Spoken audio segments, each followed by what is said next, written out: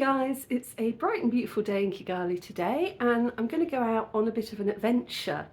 Didn't start off so well. I got out of bed, ready to go, turned on the shower and there wasn't any water. So I started the day off with a bucket bath, which is not the most fun you can have in the morning. But I'm quite lucky because I've got a tap in my garden and because it's down a slope, it's usually got just enough water left in it to have a bucket bath. So yeah, I am clean and ready to go. So what I thought I'd do is head into town. There's a couple of shops I'd like to check. And then if I survive driving around town without crashing my moto, I'm going to head off to an Indian restaurant that was advertising a really lovely looking thali. So a thali is basically a selection of dishes, and it's a great way, if you're not too sure about Indian food, you're not sure what you like, it's a great way to kind of taste a few things and find out. I had a wonderful one in Brussels a little while back and I just really in the mood for that. I'd like to go and find out what it tastes like. So let's go shopping and then let's go and eat. Okay, I'm a little bit nervous today because I'm headed to a really popular supermarket called T2000 or Tay du Mille. But the thing is, I've never driven myself there before. I've always taken a public moto and I have no idea where the parking is. I looked it up on Google Maps before I left and I think I found it, but theory and practice aren't always the same thing. By the way, major kudos to whoever is doing the Google street mapping at the moment. You are a legend and it makes life so much easier, especially with little backstreet shops. Sometimes you're trying to explain to someone where something is and it's brilliant just to be able to send them a screenshot of the street view. Keep up the great work. Anyway, T2000 is a Chinese supermarket that has existed forever. When I first arrived in 2007, it was a tiny little place opposite where it is now. But it was where absolutely every NGO, volunteer and a huge number of locals went to kit out their houses. It sold bedding, kerosene stoves, plates, cutlery, anything you needed, they had it. It was so popular that they eventually upgraded to this huge plaza. You can't miss it. It's got T2000 across the front. You'll see when we get there. It still is the go-to shop for a lot of things. It's kind of like Kigali's Walmart. The reason I'm going there today is because I've been eating the same things for months now, and my palate needs an intervention. Whenever I'm feeling in a culinary slump, I like to peruse their food aisle. I did a video a while back about that. I'm also craving stir-fry and I don't have any noodles. So, first stop, T2000.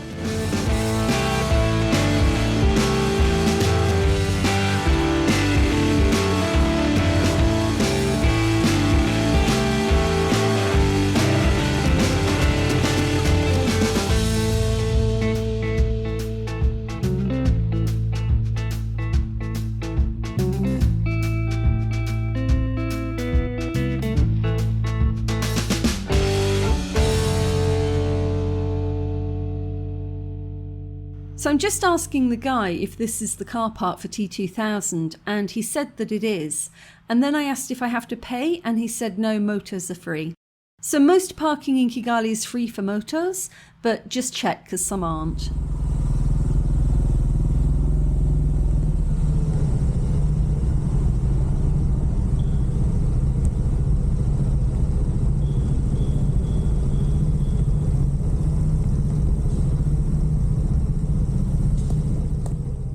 Oh no! Something terrible has happened to T2000.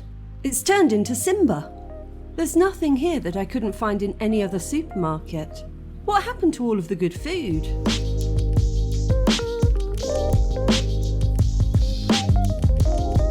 And this is crazy. Shelves and shelves of Italian pasta, but I can't find any Chinese noodles. I'm really confused. There's a couple of strange cases on the bottom shelf, but I don't really know how to use these, and there's no packaging, so no instructions. Oh well, since we're here, we might as well take a look around. I don't know if I'm imagining it, but it feels like over the past couple of years, there's fewer items, or at least fewer shelves. They're still the absolute go-to for kitchenware though. For years, we used to complain because all of the plates and bowls they sold were plastic. I think they heard that feedback, and now all of their crockery is ceramic. But I hugely lament those glory days of plastic plates, because I am clumsy as fuck. I'm constantly buying new plates because I've dropped them on the floor, yet I still have plastic ones that I bought a decade ago.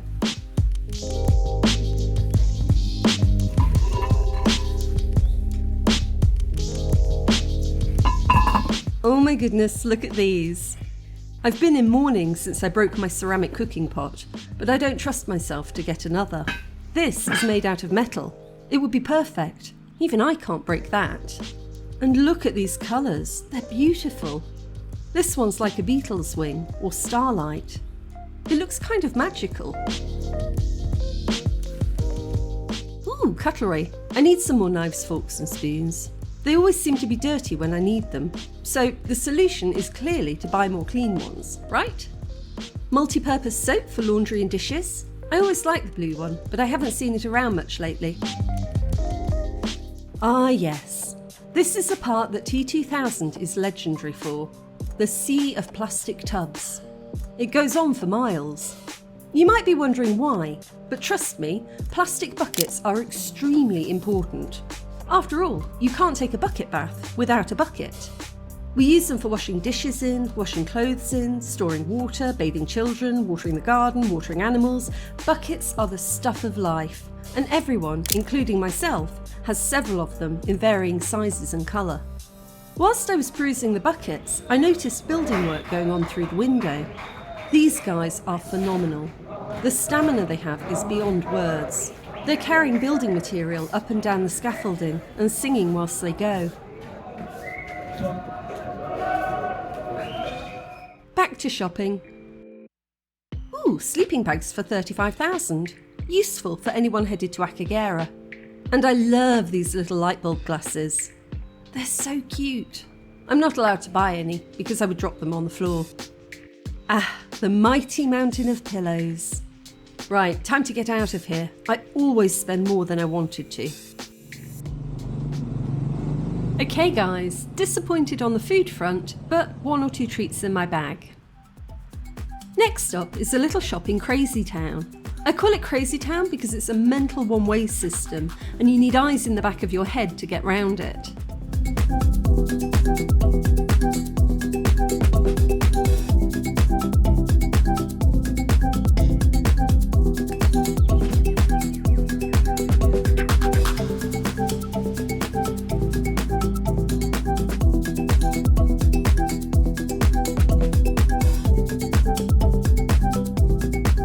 My plan was to park up outside the shop and take a look around, but when I got there, parking was pretty much impossible. It is a real problem in Kigali city centre. There's lots of really interesting shops, but not many secure places to park. I ended up stopping outside the shop and the owner came out to talk to me. I'm not going to tell you what we talked about, because that's going to be for another video. Just embrace the mystery. Since I was already in town, I decided to drop past one of my all-time favourite shops.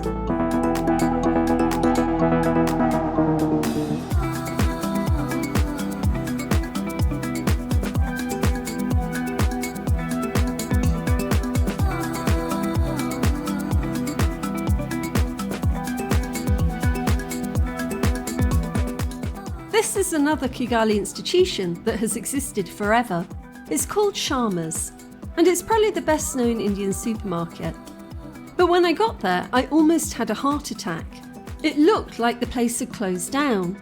Whilst contemplating what to do, this guy blocked me in. We had a pleasant chat and I managed to negotiate my freedom, and that's when I noticed another door further up. Sharma's hasn't closed down, it's expanded and moved the entrance. But from the road you couldn't see that. Sharma's has just got such a wonderful array of things you don't tend to find in other supermarkets. Like T2000, it's somewhere I go when I'm feeling devoid of culinary inspiration.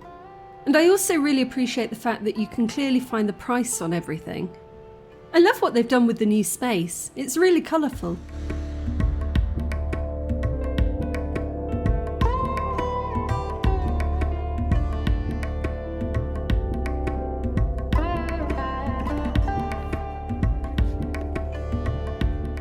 Sometimes they also have some nice body products like moisturisers, argan oil and soap.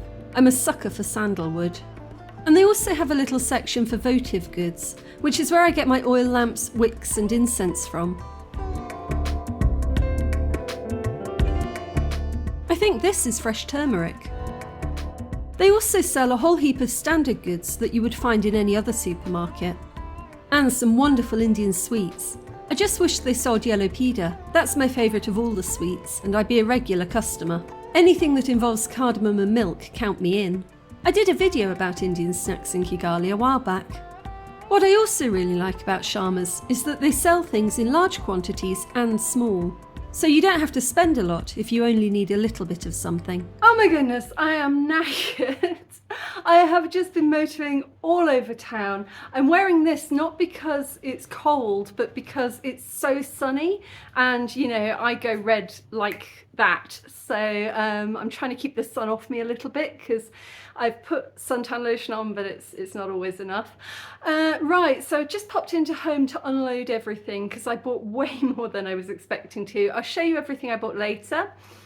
But I'm now just going to head up the road to the Indian restaurant and get some food because I'm hungry. Right guys, last moto of the day. So for some reason, when you follow the map link on their Facebook page, it comes up as KG418. And I know that area quite well because I recently fixed a piano near there. But I didn't realise that KG418 has two entrances on the same road, and I came off too early. I turned around and pulled into the next road up to check the directions.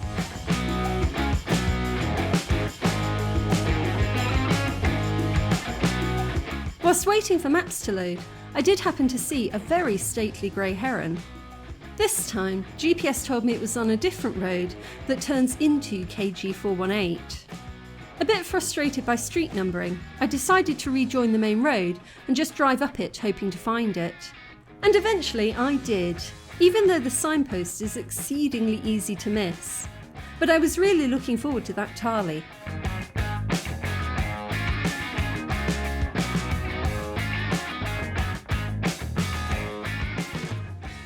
This is the guard patiently explaining to me that they're closed. Apparently, they're closed every Monday. Now, as I turn around and head hungrily home, I should explain, when I first typed the address into GPS, a little voice from Google piped up to say, "This restaurant might be closed today." "Oh, don't be so silly, Google," I replied.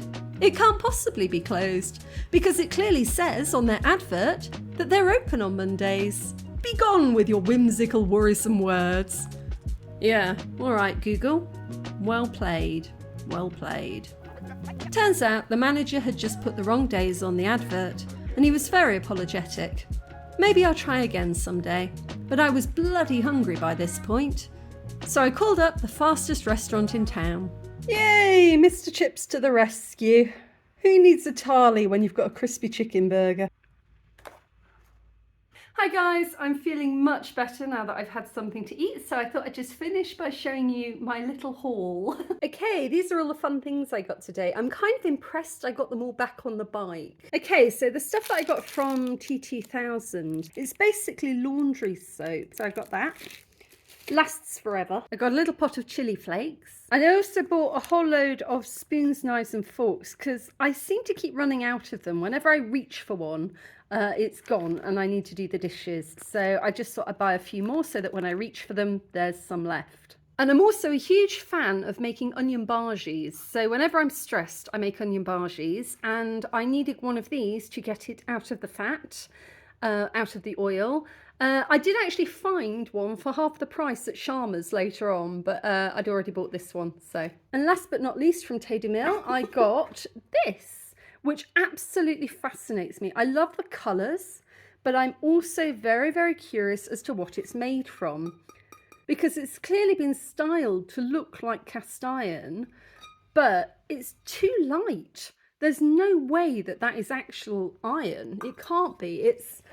It's really light. I mean, look, I can just like, if this was, I can hold it, well, I could without it falling off, but I can hold it like that. If that was cast iron, I'd never be able to do that. You probably saw a while back, I really, really loved my little my little earthenware pot, but I'm a disaster. I'm very, very clumsy and I broke it. And so at least I don't think that I can break this. And it looks versatile. It looks like you could make something in that pot and you could make your little gravy in this, or fry your onions separately, or I think there are different things that you could do with it, which I think is very, very cool. So I'm very happy and looking forward to trying this out. All right, so everything left I got from Sharma's. I actually know one of the Sharmas. I know Barvin. I've known him for years and years and years, right back when I first came to Rwanda. And last time he was in town, we went on the Kigali Hash together. So that's kind of cool. Oh, I just love this shop. I really do.